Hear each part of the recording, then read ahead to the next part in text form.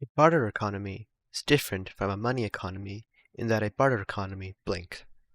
So in this question, we're asked to identify a characteristic from the following choices that identifies with a barter economy and makes it different from a money economy. So to begin with, let's identify what a barter economy is. So a barter economy is an economy where people barter or trade goods or services with each other.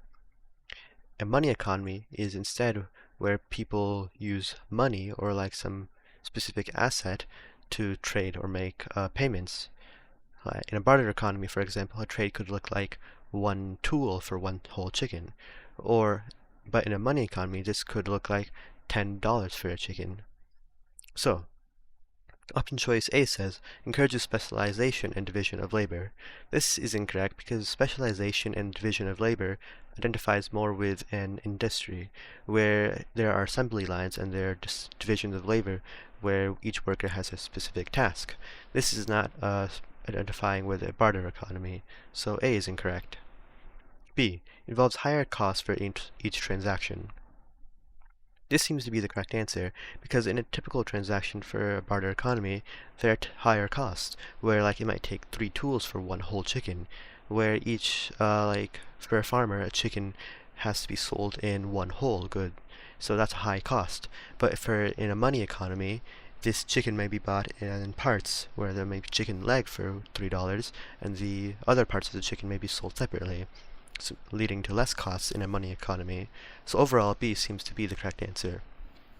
C. Eliminates the need for a double coincidence of wants. This is incorrect because a barter economy always has a double coincidence of wants. And double coincidence of wants is where both sides of the trading in a barter economy must want what the other side has. So like if a farmer has a chicken and the other trader has a tool, then the farmer must want that tool, and the toolsmith must want that chicken. So that's double coincidence of wants, and that is typical in a barter economy. So a barter economy does not eliminate that need, it has that need. So C is incorrect. D. Has only a few assets that serve as a medium of exchange. This is incorrect because this is a characteristic of a money economy, where there's dollar bills, coins, or credit cards. This is not a characteristic of a barter economy, because in a barter economy anything can serve as an asset for a medium of exchange. E. Promotes market exchanges.